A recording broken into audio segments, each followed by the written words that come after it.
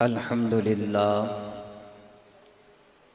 لله وكفى وسلام على عباده الذين اصطفى خصوص على أفضل الأنبياء محمد المصطفى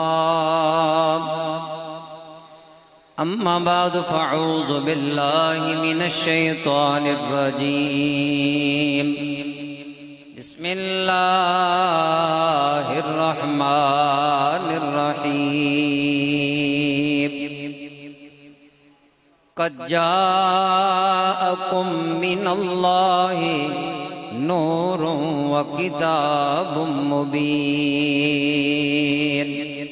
صدق الله مولانا العظيم وبلغنا رسوله النبي الكريم الأمين إن الله وملائكته يصلون على النبي يا أيها الذين آمنوا صلوا عليه وسلموا تسليما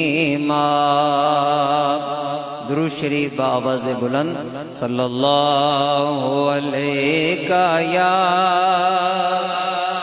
رسول اللہ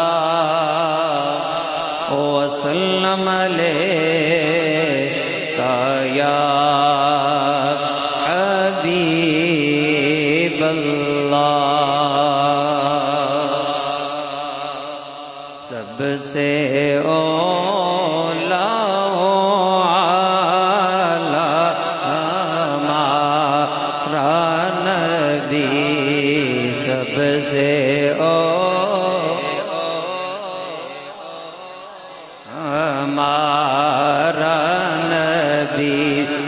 سب سے بالا ہو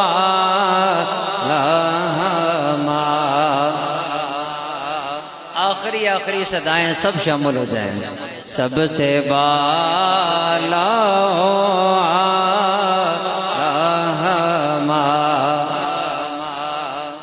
اپنے مولا کا پیارا نبی دونوں عالم کا دولا ہمارا نبی کیا خبر کتنے تارے کھلے چھپ گئے کتنے تارے کھلے چھپ گئے پر نہ ڈوبے نہ ڈوبا ہمارا نبی پر نہ ڈوبا ہمارا نبی حمد و ثنا کے بعد معزز و محترم سامعین و حاضرین بالخصوص زیب مسند صدارت پیر طریقت رہبر شریعت حضور قبلہ پیر شاہد حفیظ صاحب دامن برکاتہم العالیہ آپ کے جملہ مریدین متعلقین اور بالخصوص فخر القراء زینت القراء محترم جناب قاری جہان زیب سلیم گوندل صاحب سرپرست اعلیٰ انجمن میلاد النبی صلی اللہ علیہ وآلہ وسلم میں آپ کو اور آپ کی پوری ٹیم کو قبلہ پیر صاحب کی سرپرستی میں صمیم قلب سے خراج عقیدت و تہنیت پیش کرتا ہوں کہ ہر سال کی طرح اس سال بھی آپ نے خوبصورت بزم کا انعقاد کیا دعا ہے کہ مالک کونین آپ کی اس کوشش، محنت اور عشق مصطفیٰ کو اپنی بارگاہ میں قبول فرمائے، اور جتنے آپ کے دست و بازو بنے، آپ کے معاونین، آپ کے ساتھ محنت کرنے والے آپ سب کی اللہ یہ حاضریاں قبول و منظور فرمائے، اور مالک اس بہار کو صبح قیامت تک جاری و ساری فرمائے۔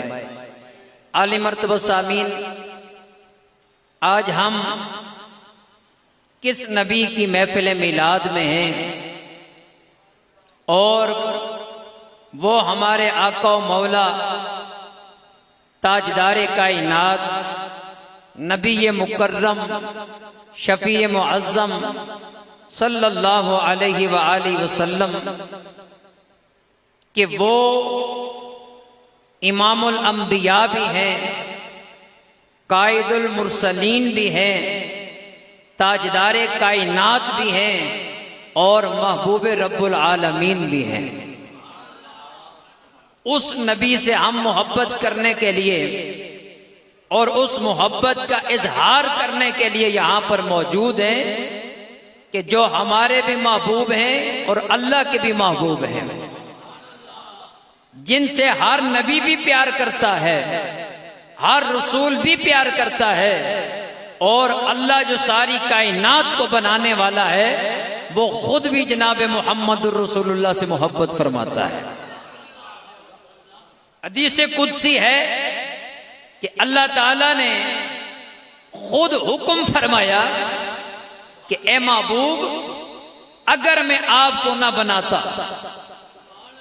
میں ان زمینوں کو نہ بناتا، اگر حضور کو نہ بنایا جاتا تو آسمانوں کو نہ بنایا جاتا، اگر حضور نہ ہوتے تو برگ و ثمر نہ ہوتے، اگر حضور نہ ہوتے تو خشک و تر نہ ہوتے، اگر حضور نہ ہوتے تو یہ کائنات نہ ہوتی، اگر حضور نہ ہوتے تو مسجدیں نہ ہوتی، حضور نہ ہوتے تو یہ علماء نہ ہوتے، حضور نہ ہوتے تو خود قرآن نہ ہوتا، حضور نہ ہوتے تو یہ جہان نہ ہوتا، اگر حضور نہ آتے تو ہمیں تعارف رحمان نہ ہوتا۔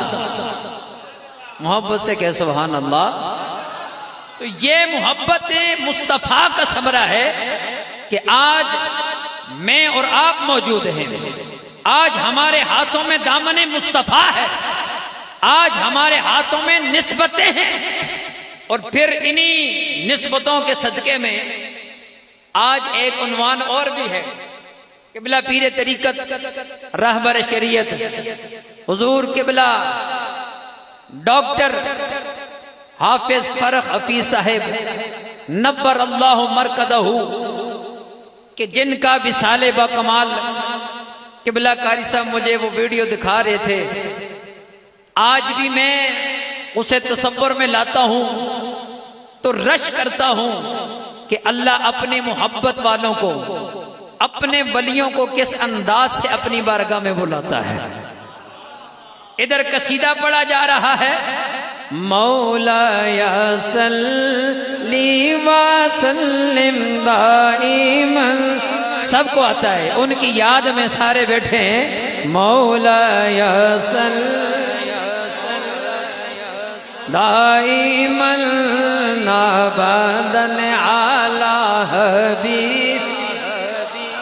یہ قصیدہ پڑھا جا رہا ہے، ادھر اللہ کے ولی جھومنا شروع ہو جاتے ہیں، گویا کہ اللہ کے فرشتے لینے کے لیے حاضر ہو چکے ہیں، ہم انہیں دیکھ رہے ہیں، ساری مخلوق سامنے بیٹھ کر اللہ کے ولی کا دیدار کر رہی ہے، ساری مخلوق سامنے بیٹھے اپنے مرشد گرامی کو دیکھ رہی ہے، پر ہم نہیں جانتے کہ اللہ کا ولی ان مریدوں کے مرشد گرامی اس وقت اپنی باطنی نگاہ میں کسے دیکھ رہے ہیں۔ اور قصیدہ میرے نبی کا پڑھا جا رہا ہے، ہر زبان جھوم رہی ہے، مولا یا صلی دائما ابدا علی آتا سب کو ہے پر پڑھتا وہی ہے جس سے اللہ چاہتا ہے کہ یہ پڑھے. مولا یا صلی وسلم.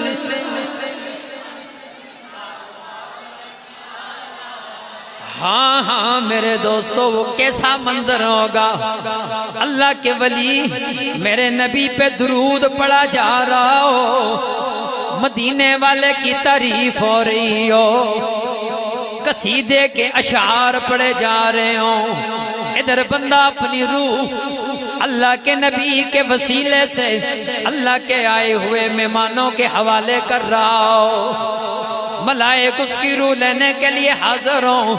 اللہ کی بارگاہ میں یہ جا کر منظر پیش کیا جا رہا ہو. ہم جناب والا آستانہ عالیہ میاں قدر شریف اس آستانے پر موجود ہیں. اللہ کا ایک پیارا بندہ, اللہ کا ولی, اللہ کے نبی کے دین کا عاشق, اللہ کے نبی سے پیار کرنے والا اپنی جان آفری کے حوالے یوں کر رہا ہے. سارا مجمع جھوم رہا ہے, سارا منظر جھوم رہا ہے. نبی کی نعت پڑھی جا رہی ہے, قصیدہ پڑھا جا رہا ہے. مدینے والے کی بارگاہ میں استغاثہ پیش کیا جا رہا ہے. یہ کیسا وصال بکمال ہے, یہ کیسا دنیا سے جانے کا انداز ہے, یہ کیسا اللہ کی بارگاہ میں اپنی روح کو پیش کرنے کا انداز ہے. ادھر یہ صدا بلند کی جا رہی ہے, یا رب بالمصطفیٰ بلغ مقاصدنا, یا رب بالمصطفیٰ بلغ مقاصدنا, واغفر لنا ما مضى یا واسع الکرم مولا. پڑھ لیں اللہ اس کامل مرد کلندر کے طفیل, ہمیں بھی ایسی موتیں نصیب فرمائے. اللہ ہم پہ بھی ایسا کرم فرمائے. دنیا سے تو جانا ہے, گناہگار نے بھی ایک دن مر جانا ہے, نمازی نے بھی ایک دن مر جانا ہے, حاجی نے بھی ایک دن مر جانا ہے. ہر ایک نے دنیا سے ایک نہ ایک دن جانا ہے. پر یہ کیسی موت ہے کہ مرشد کا ستا ہو, اللہ کا ولی دیکھ رہا ہو, مدینے والے کی توجہ اور بندہ بڑی خوشی خوشی جھوم جھوم کر اپنی جان یوں پیش کر رہا ہو, گویا کہ تحفہ اللہ کی بارگاہ میں دے رہا ہے. اس انداز سے جا رہا ہے, جانے والا بھی خوش ہے, لے جانے والا بھی خوش ہے, اور لے کر جانے والے بھی خوش ہو رہے ہوں. مولا یا صلی وسلم دائما ابدا. خدا کی قسم لوگو, آپ کہیں گے شاید شاہ جی جوش خطابت میں بات کر رہے ہیں. نا میں پورے ہوش میں بات کر رہا ہوں. جن لوگوں نے اللہ کے ولیوں کے ہاتھ میں ہاتھ دے دیا ہوتا ہے, کاملین کے سامنے بیٹھنے کا شرف حاصل کیا ہوتا ہے, جو مرشدان گرامی والے ہوتے ہیں, جو نسبتوں والے ہوتے ہیں, جن کے ہاتھ میں اپنے مرشد کا ہاتھ ہو, پھر ان کے مرشد کا ہاتھ مولا علی کے ہاتھ میں ہو, مولا علی کا ہاتھ میرے نبی کے ہاتھ میں ہو, پھر نبی وہ شخصیت, نبی اس بندے کو, اس ہاتھ والے کو خود اپنے رب کی بارگاہ میں پیش فرما رہے ہوں. اللہ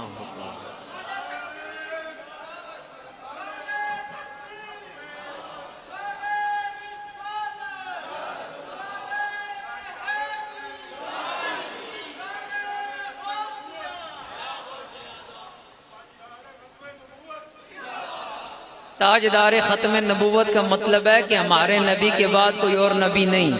پر امتی جب یہ نعرہ لگائے تو اس کا سینہ جوش سے بولے, تاجدار ختم نبوت,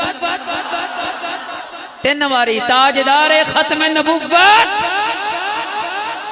ہاں جی, آج بھی مرزا اگر کسی جگہ پر کوئی ہے تو اسے پتہ چلے کہ محمد عربی کے غلام پیرا دینے کے لیے زندہ و سلامت ہے۔ تو میں بات کر رہا تھا، یہ تو مالکوں کی بات ہے، یہ تو مرشدوں کی بات ہے، جن کے عرس کی محفل بھی ہے، ان کے عرس میں تشریف فرمائے۔ میں ان کے ایک مرید کی بات کرنے لگا ہوں، شاید اقبال نام ہے، موت اللہ نے کیسی دی ہے۔ یہ نوجوان میلاد کا مہینہ ہے، اپنے نبی کی محبت کا بینر لگا رہا ہے، بینر لگا رہا ہے۔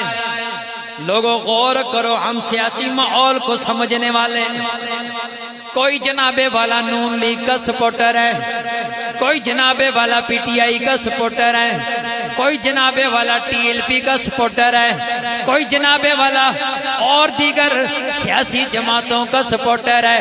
ہر ایک کو یہ ناز ہوتا ہے، میں جس پارٹی میں موجود ہوں، میرے قائدین کی مجھ پہ نظر ہے، میں ان کے لیے بینر لگاؤں، انہیں خبر ہو جاتی ہے، میں ان کی میٹنگ کرواؤں، انہیں خبر ہو جاتی ہے، میں ان کا جلسہ کرواؤں، انہیں خبر ہو جاتی ہے۔ جب دنیا دار کی پارٹی کا کارکن اس بات کو سمجھتا ہے کہ اگر میں اس کے لیے کام کروں میرا پارٹی لیڈر خوش ہو جاتا ہے، تو ہم دنیا دار کی پارٹی کی بات نہیں کرتے، مدینے کے تاجدار کی پارٹی کی بات کرتے ہیں، نبیوں کے امام کی پارٹی کی بات کرتے ہیں، تاجدار کائنات کی پارٹی کی بات کرتے ہیں۔ شاید اقبال جھنڈا لگا رہا ہے میرے نبی کی عظمت کا، بینر لگا رہا ہے میرے نبی کی شان کا، بینر لگا رہا ہے میرے آقا کی ناموس کا، تاکہ دیکھنے والے کے سینے میں محبت پیدا ہو، پڑھنے والے کے دل میں نور پیدا ہو، دیکھنے والے کی طبیعت خوش ہو۔ پر اللہ کی قضا آ جاتی ہے، حکم رب آ جاتا ہے، اسرائیل آ جاتے ہیں، اسی شان سے نبی کے نوکر کو اللہ کی بارگاہ میں لے کر جاتے ہیں۔ میں حیران ہوں، اس کے زمانے میں، اس کے دور میں اور بھی بڑے جنازے ڈوک چودھریاں میں اٹھے، آپ نے بھی پڑھے ہوں گے، ہم نے بھی پڑھے، پر آج تک ان کا تذکرہ یوں نبی کے میلادوں میں ہوتا ہوا نہیں سنا ہے۔ بھائی تذکرہ تو ہوتا ہے، اگر نمازی نے مرنا ہے تو کیا شراب پینے والا نہیں مرے گا؟ پر کتنی خوش نصیبی ہے، حضور کا میلاد کرتے کرتے موت آ جائے۔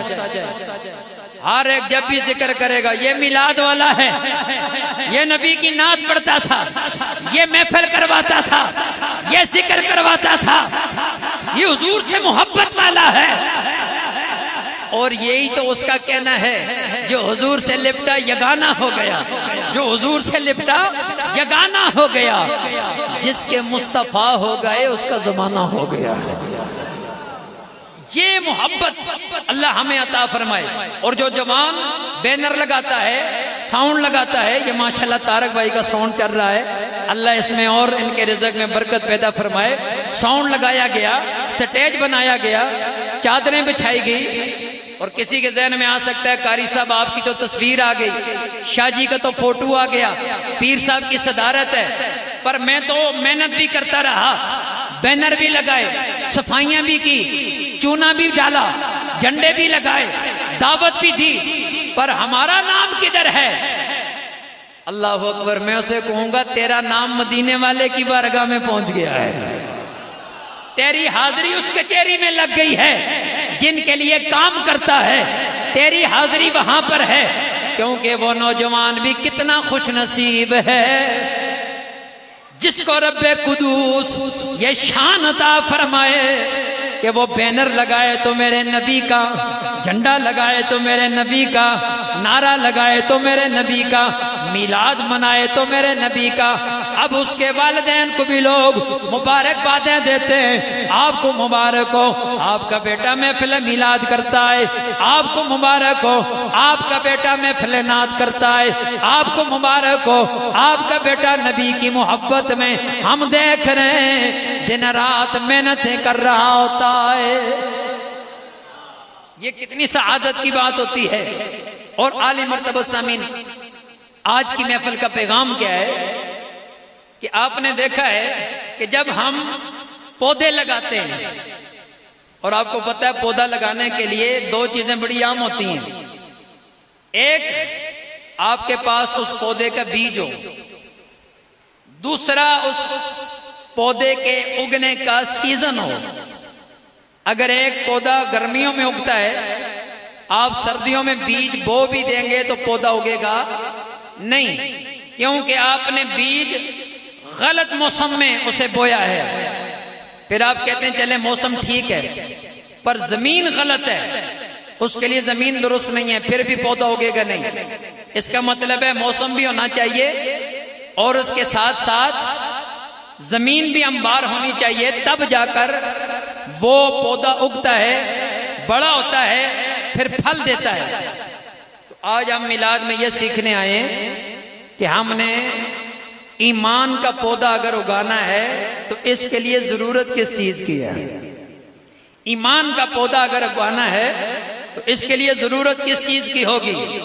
ایمان کے پودے کے لیے جس چیز کی ضرورت پڑتی ہے، یاد رکھیں، ایمان کے پودے کے لیے زمین کیسی ہونی چاہیے، ایمان کے پودے کے لیے موسم کیسا ہونا چاہیے، سارے علماء کی اگر لکھی ہوئی باتوں کو جمع کر دیا جائے تو دو جملے بنتے ہیں۔ ایمان کا پودا اس دل میں اگتا ہے جس دل میں محبت مصطفیٰ ہو، ادب مصطفیٰ ہو، محبت مصطفیٰ ہو، ادب مصطفیٰ ہو۔ اگر صرف عمل ہے، ادب نہیں ہے، علم ہے، ادب نہیں ہے، تو پھر یہ ایمان کا پودا اگتا نہیں، اگ بھی جائے مر جاتا ہے، مرجھا جاتا ہے، گل جاتا ہے، سڑ جاتا ہے، پر یہ پھل نہیں دیتا، یہ پھولتا نہیں ہے۔ پھولتا کب ہے؟ صحابہ کرام کی زندگیوں میں۔ تھوڑی سی جھلک پیش کر کے بات ختم کر رہا ہوں۔ ہمارے لیے معیار حضور کے صحابہ ہیں، ہمارے لیے معیار حضور کے صحابہ کا عشق ہے، حضور کے صحابہ کی محبت ہے، حضور کے صحابہ کا پیار ہے، حضور کے صحابہ کی عقیدت ہے، ان کی تعظیم ہے، ان کی تکریم ہے اور ان کی توقیر ہے۔ جیسے انہوں نے نبی کو مانا ویسے ہمیں ماننے کا حکم ہے، جیسے عقیدت کی ہے ویسے کرنے کا حکم ہے، جیسے انہوں نے مانا ہے ویسے ماننے کا حکم ہے۔ جو صحابہ کی اتباع میں نبی کے ادب کے دائرے میں آ جاتا ہے، اللہ یہ جہان بھی کامیاب کر دیتا ہے، وہ جہان بھی کامیاب فرما دیتا ہے۔ کیسے ادب کیا؟ بس مثال سنیں، قرآن کی آیت آ گئی، یا ایھا الذین آمنوا لا ترفعوا اصواتکم فوق صوت النبی۔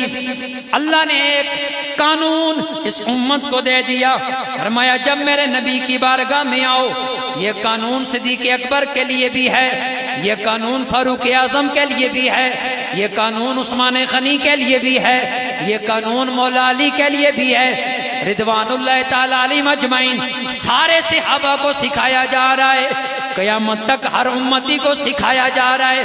فرمایا جب میرے نبی کی بارگاہ میں ہو، خیال کرنا ہے آواز اونچی نہ ہونے پائے۔ اب یہ قرآن کا حکم ہے۔ عمل صحابی کیا ہے؟ صحابی کا عمل کیا ہے؟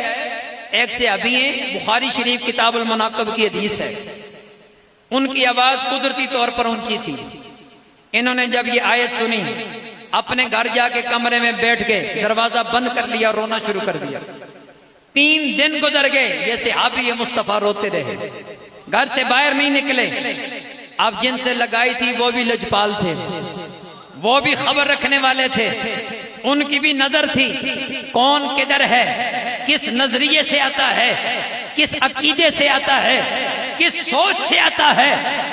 اب میرے آقا سید کونین نے فرمایا میرے فلاں غلام مجھے نظر نہیں آ رہے، کدھر ہیں؟ صحابی رسول کو بھیجا جاتا ہے، جاؤ ان کے گھر میں جا کر پتہ کرو، اتنے دن گزر گئے میرا غلام مجھے ملنے کیوں نہیں آیا؟ آ کر خبر دی گئی، یا رسول اللہ، یا حبیب اللہ، وہ اس وجہ سے رو رہے، بیٹھ کر کہہ رہے ہیں کہ میری آواز نبی کی آواز سے قدرتی اونچی ہو جاتی ہے، اللہ نے گلا میرا کھلا رکھا ہے، میں سمجھتا ہوں یہ آیت میرے بارے میں نازل ہوئی ہے، اب میں اپنے آپ کو جہنمی سمجھ رہا ہوں، اللہ کی بارگاہ میں کیسے، اللہ کے رسول کی بارگاہ میں کیسے حاضر ہو جاؤں۔ میرے آقا نے جب یہ سنا کہ وہ اس وجہ سے رو رہا ہے کہ یہ بے ادبی ہو گئی، کیونکہ صحابہ جانتے تھے لاکھوں نمازیں اگر نام اعمال میں ہوں، سینکڑوں حج ہوں، سینکڑوں عمرے ہوں، جناب والا نوافل ہوں، عقیدتیں ہوں، محبتیں ہوں، ایک لمحے کی اگر بے ادبی بارگاہ مصطفیٰ کی دل میں آ جائے، اللہ سارا ضائع فرما دیتا ہے، اٹھا کے پھینک دیتا ہے۔ اب انہوں نے کہا جی وہ تو کہہ رہے میں تو دوزخی ہو گیا، اور اس لیے میں اب کیا حضور کی بارگاہ میں ہوں، روئے جا رہے ہیں۔ سرکار نے فرمایا لست من اہل النار، جاؤ اسے جا کر کہو لست انک من اہل النار ولکن انک من اہل الجنہ، فرمایا جاؤ اسے خوشخبری سناؤ، تو دوزخیوں میں سے نہیں ہے، میں تجھے جنت کا سرٹیفکیٹ دے رہا ہوں، میں تجھے کہہ رہا ہوں کہ تو جنتی ہے۔ اب یہ ادب مصطفیٰ ہے، انصاری صحابی آتے ہیں، صحابہ ہمیں سکھاتے ہیں کہ ایمان اس کے پاس ہے جس کے دل میں ادب مصطفیٰ ہے، ایمان اس کا ہے جس کے دل میں ادب مصطفیٰ ہے، محبت مصطفیٰ ہے، عشق مصطفیٰ ہے۔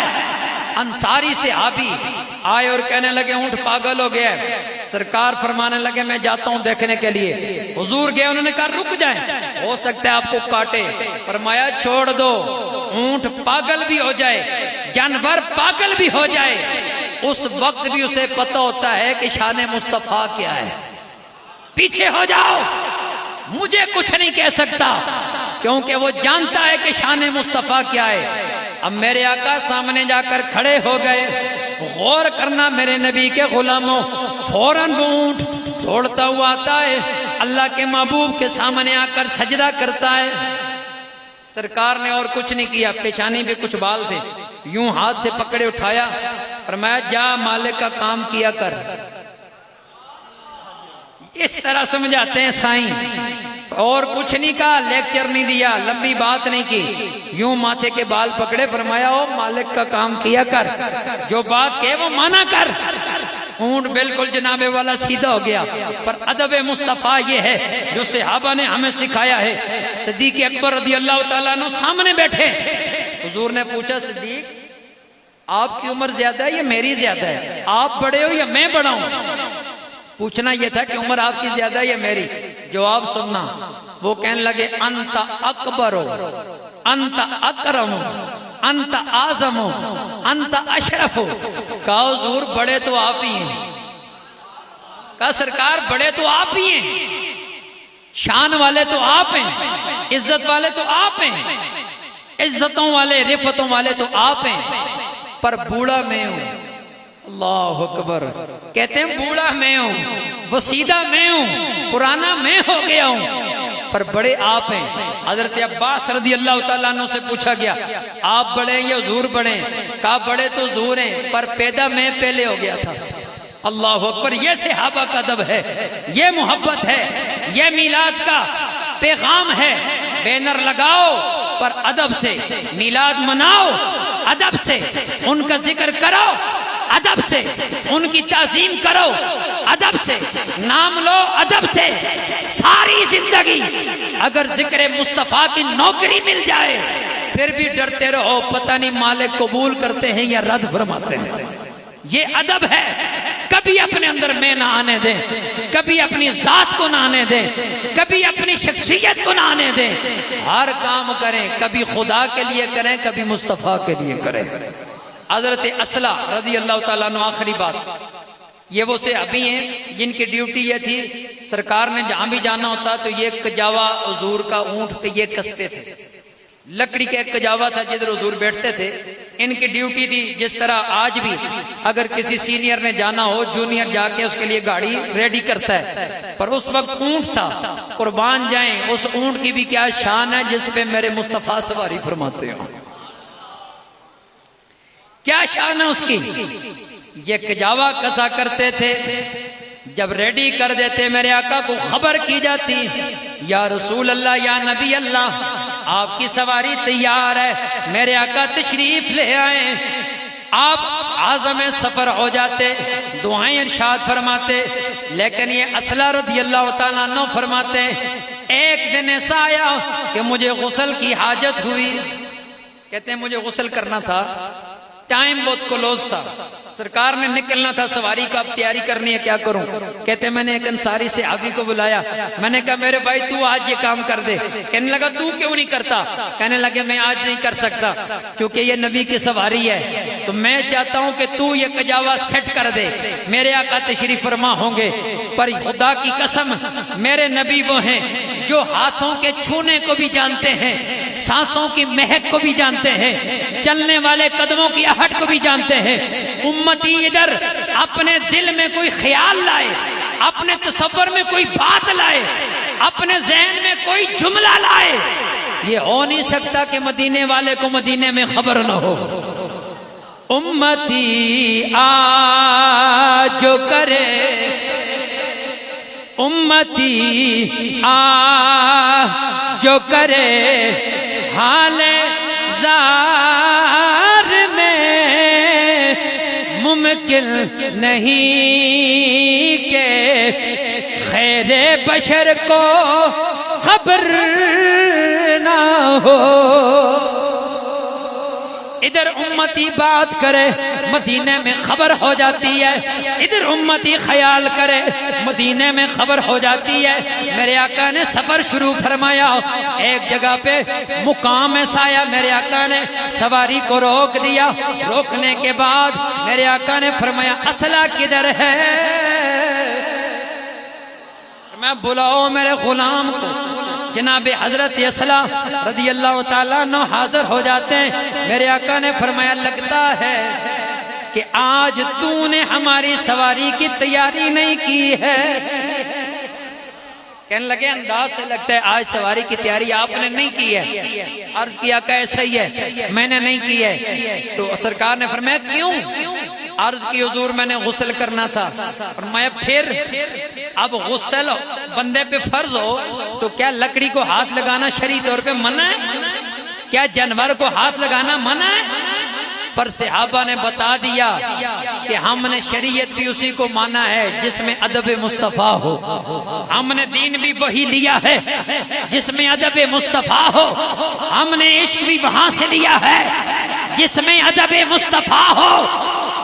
عرض کیا کہ میں نے جب دیکھا کہ یہ سواری براہ راست آپ کے جسم سے ہاتھ نہیں لگانا، سواری پر کجاوا ہے، پھر کجاوے کے ساتھ ہاتھ لگانا ہے، اونٹ کے ساتھ بھی نہیں لگانا، اس لکڑی کو چھونا ہے جس لکڑی نے آپ کے جسم کو مس کرنا ہے.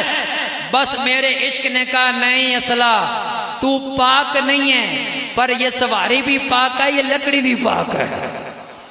جس نبی نے اس پہ بیٹھنا ہے ادب یہ ہے غسل کے بغیر اسے چھوا نہ جائے.